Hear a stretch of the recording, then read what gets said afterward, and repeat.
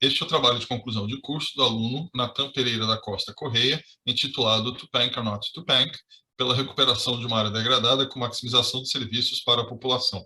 A banca foi constituída pela professora Cristina Moll-Hilter, professor Leonardo da Silva Ramacher, professor Ricardo Abranches Félix Cardoso Júnior e eu, Marcos Teixeira, professor orientador. A defesa ocorreu no dia 1º de setembro de 1921, às 18 horas, em ambiente virtual, e o trabalho está disponível no link abaixo.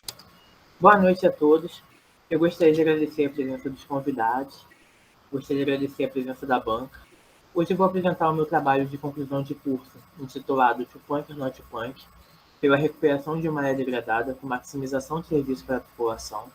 O meu orientador é o professor Dr. Marcos Alexandre e meu orientador é a doutora Cristina Malvura. Gostaria de agradecê-los também.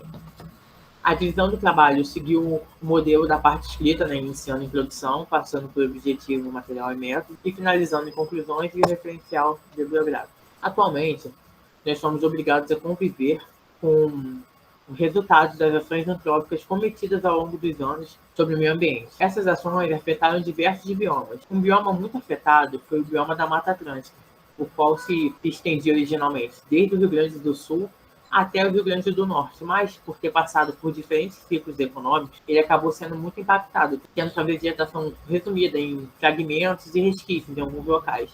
Quando esses fragmentos ocorrem em um local urbano, inserido em tecido urbano, eles são caracterizados como fragmentos florestais urbanos. Eles têm um papel fundamental na melhoria da qualidade de vida da população. Um local muito conhecido, justamente pela atuação no sequestro do carbono, é a Floresta da Tijuca. Um outro ponto de igual importância à Floresta da Tijuca, mas em outro município, é o Morro da Boa Vista, o qual é localizado no município de Niterói, tem uma área total de aproximadamente 22,4 hectares e ele abrange diversos bairros, como São Lourenço, Pé Pequeno, Cubango, Fátima e Fonseca. E ele é bem inserido em tecido urbano, conforme vocês podem observar na imagem. Ele tem um papel fundamental, pois além dessa localização estratégica dele, ele abriga o Parque Natural Municipal das Águas Escondidas, que é caracterizado como o maior parque central da cidade. Ele também abriga em seu interior nascentes. Então, nas imagens a seguir podem ser conferidas fotos do local. É um morro bastante inclinado, e como vocês podem ver, é um local que tem necessidade de recuperação e de degradação dessa área. Em razão dessa degradação, há bastante tempo é realizado um reflorestamento do morro, pela equipe da TRIM, mais especificamente pela Divisão de Educação Ambiental da Companhia de Limpeza Urbana de Niterói.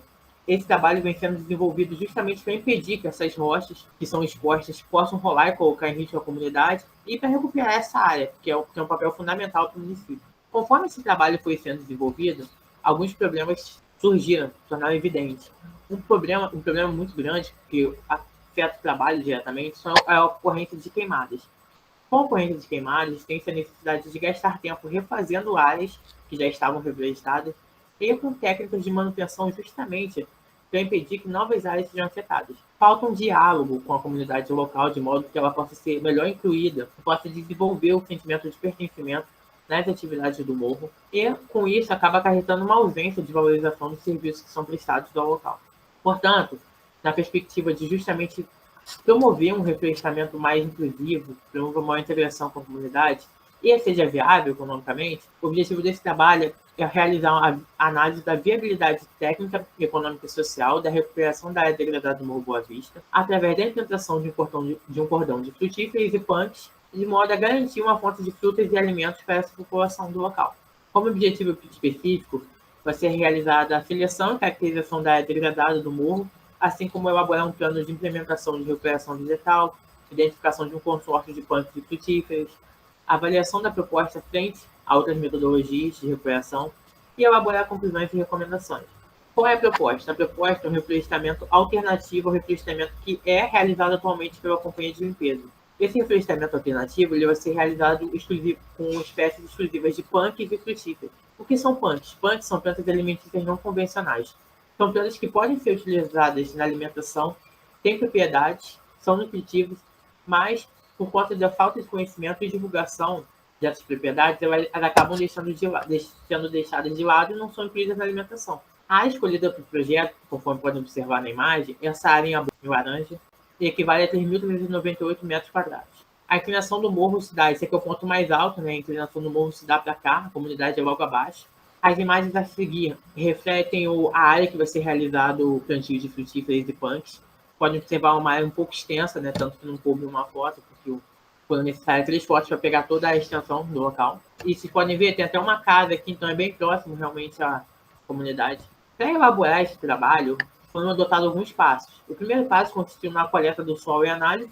Logo em seguida, de posse desses resultados, foi realizada a escolha das espécies e, com isso, a análise da efetividade do projeto e o levantamento dos custos para a implementação desse reflorestamento alternativo. A amostragem do solo consistiu em realizar amostras no local, né? Foi coletada uma amostra. De posse dessa primeira amostra, andou-se em zigue-zague e foram coletadas mais 14 amostras. Essas 15 foram misturadas num balde, com auxílio do usado holandês, conforme vocês podem ver. E, após misturadas, elas são mandadas para um laboratório em Minas para análise.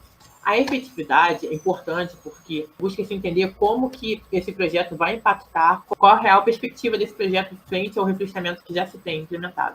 Então, para isso, a gente precisa entender qual o número de alimentos que vão ser produzidos e famílias que poderão ser alcançadas e, em caso de uma potencial comercialização dos alimentos produzidos no local, com o retorno financeiro que ele ia promover. Para isso, é necessário levantar uma tabela de espécies que, com base no resultado da análise do solo, foram escolhidas para o plantio, as quais podem ser conferidas na tabela a seguir.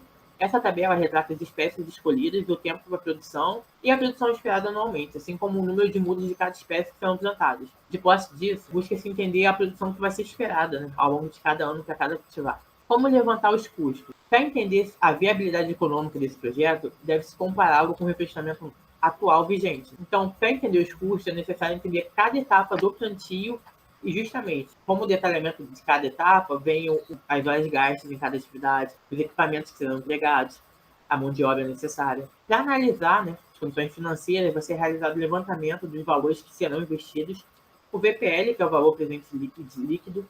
O que o VPL indica? Como o valor do dinheiro varia ao longo do tempo, o VPL traz para o presente todos os investimentos, todos os pagamentos futuros. E a TIR, que é a taxa interna de retorno, para saber se vale a pena fazer um investimento, se ele vai ter uma lucratividade. A tabela a seguir, como primeiro resultado, nós temos o resultado da análise química e física de solo, feita na Safra Solos em Minas. Ele retornou que os nutrientes, né, através da análise química, que estão escassez no solo, assim como a composição de areia fina, silt, argila e areia total, justamente para entender a classificação textural. De posse dessa análise química, a gente consegue fazer a correção do solo, e de posse da análise física, a gente consegue entender qual o tipo de solo do local, chegando ao resultado do solo franco argil arenoso. Para realizar, né, a correção, para entender essa necessidade de adubação, foi utilizado como modelo a goiabeira, que é uma espécie amplamente difundida e aceita, né, a todos gostam. Então, a tabela reflete justamente essas necessidades nutricionais da goiabeira para servir de modelo para a correção da área. Para levantar os custos da implementação dos projetos, 2 fatores são importantíssimos, que é a mão de obra que vai realizar, que é a mão de obra da TRIM. Então, levantou-se o custo, né, dessa hora homem, porque serão os funcionários da TRIM que queriam realizar esse reflorestamento alternativo também. Outro fator, como as mudas vão ser obtidas no viveiro da TRIM, é importante levantar o custo da produção de cada muda. Então, a gente chega no valor de R$ 25,00 hora homem para a mão de obra e de R$ 57,81 por muda produzida.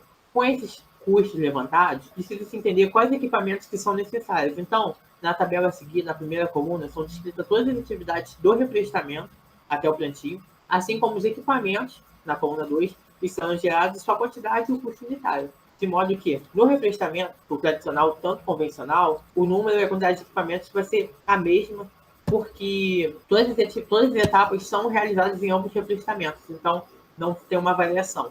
Agora, qual a proposta diferente do reflorestamento alternativo? Além de ser um plantio exclusivo de plantas e frutíferas, o espaçamento é diferente. No espaçamento do reflorestamento tradicional, são empregados 2 metros entre mudas, resultando em uma muda a cada 4 metros quadrados, aproximadamente. Enquanto no reflorestamento alternativo, é uma muda a cada 16 metros quadrados, ou seja, se tem um espaçamento de 4 metros entre mudas. O que isso implica? Isso implica que a gente vai ter a mesma área, só que com um número menor de mudas no reflorestamento alternativo. Se a gente tem um reflorestamento com menos mudas, isso impacta diretamente nos tratos que a gente vai ter no local. Um exemplo são as aberturas dos berços. Porque no reflorestamento convencional, a gente teria que abrir muito mais berços, enquanto no reflorestamento alternativo, a gente abriria menos berços porque menos mudas serão plantadas. Berço é o quê? O berço é justamente o local que você vai colocar a muda. Isso também vai implicar justamente na correção das mudas que vão ser plantadas, e assim como as horas gastas nas atividades do plantio em si. E trazendo para resultados dos custos, no reflorestamento convencional seria gasto aproximadamente R$ 79.911, enquanto no reflorestamento alternativo esse valor já baixa para aproximadamente R$ 29.741. Então é uma diferença significativa. Porém, não basta simplesmente implementar os dois projetos. Fazer o reflorestamento é necessário que sejam realizadas ações de manutenção para um período de 10 anos, que é o período analisado. Mas quais são essas ações? As ações são formação de aceros. O que são aceros? Aceros são faixas de terras capinadas em volta da área de produção, justamente para impedir que queimadas possam prejudicar.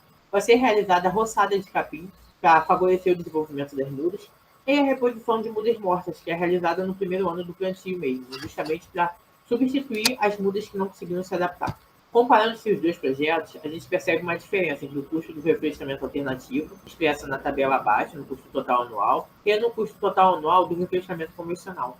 Mas por que tem essa diferença? No reflorestamento alternativo, conforme ele vai sendo desenvolvido e tem a maior interação da comunidade, espera-se que o número de queimados no local diminua, o que acarretaria em menor necessidade de formação de aceros, e como punks são plantas melhor adaptadas ao ambiente, não se tem tanta necessidade de pratos culturais. Por isso, o número de roçadas de capim vai diminuir também. Então, isso que acarreta essa redução de custo, né, com a manutenção do projeto. Resultados e discussão.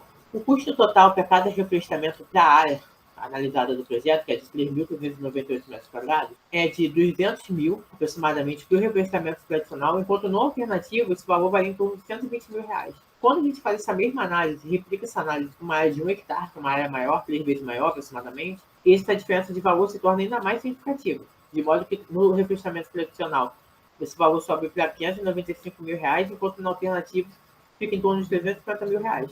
A tabela a seguir, ela retrata, né, a produtividade ao longo dos anos criada para cada cultura. Isso é importante, porque a gente consegue entender qual o valor que vai ser gerado com a possível comercialização desses produtos. E melhor entender quanto que vai ser gerado, né, por cada espécie ao longo de cada ano. As tabelas a seguir retratam um fluxo de caixa que é justamente permitir uma melhor análise financeira do reflorestamento. O fluxo de caixa superior retrata o reflorestamento tradicional. Como o objetivo das espécies plantadas é justamente cumprir a função ambiental e social de vitalizamento, não se tem muito retorno financeiro direto, por assim dizer, à sociedade. Porém, no reflorestamento alternativo, a proposta é gerar frutas e punks justamente para a comunidade. Então, quando a gente vai analisar, no caso de uma potencial comercialização, a VPL, que é o valor presente líquido, é TIR, que é a taxa interna de retorno, a gente chega num valor de VPL de 265 mil, porque essa tabela está em K, está em 1.000, e uma taxa interna de retorno de 72%, indicando que o reflorestamento é viável e que trará bons resultados à comunidade, bastante benefício. Mas qual a diferença? Esse gráfico a seguir retrata a diferença entre a quantidade de mudas que são plantadas. O reflorestamento convencional vai plantar 850 mudas, enquanto o alternativo vai plantar 214 mudas só, porque como ele tem um espaçamento maior, menos mudas serão plantadas. Isso implica diretamente o quê? Isso implica diretamente no gasto total com mão de obra na ação do plantio, de modo que no reflorestamento alternativo você gasta R$ 1.400, mais ou menos, só com plantio, enquanto no tradicional seria R$ 5.700. Em relação à produção de cada ano, essa tabela retrata justamente a quantidade em quilo por ano que vai ser produzida do total de espécies, de modo que começa em aproximadamente 500 no primeiro ano e atinge até o valor de 4.500 quilos a partir do sexto ano. Mas como elucidar melhor esses dados? Se a gente considerar que a média brasileira familiar é de 3 pessoas e que a família tem necessidade de ingestão de 324 quilos por ano, de acordo com a produtividade esperada em cada ano, a gente consegue analisar quantas famílias poderiam ser atendidas com essa produção. No primeiro ano, a gente tem aproximadamente 1,1 famílias. Porém, a partir do sexto ano, 14,1 famílias já podem ser atendidas por essas punks e frutas produzidas no local. Como proposta para futuros trabalhos, é necessário verificar, né, como está o andamento dessas atividades, monitorar as condições através de indicadores qualitativos, como a conservação do solo, a qual pode ser verificada através de visitas ao local, e futuros estudos da análise do solo, justamente mandar para o laboratório para entender como estão os nutrientes do solo, como são os fatores físicos, analisar, né, através de visitas como está o número de queimadas na região, se elas diminuíram, promover uma avaliação dos serviços ecossistêmicos culturais e envolver a população em toda a ação do reflorestamento, desde o plantio até as atividades de manutenção, justamente para desenvolver esse sentimento de pertencimento. E através de reunião também, para explicar sobre a utilização de plantas, a importância, e ter expectativa de presenciar cada vez mais moradores do Boa Vista no plantio, né? No local que está sendo realizado o plantio, justamente para promover essa integração. Como conclusão, o projeto de reflorestamento alternativo ele vai proporcionar uma economia de aproximadamente 40,63%, que implica em R$ 82.200 de economia, além de estimular uma preservação da vegetação e a integração com a comunidade do local. Eu gostaria de agradecer a atenção de todos e estou disposto a responder as perguntas. Muito obrigado. Isso é referente.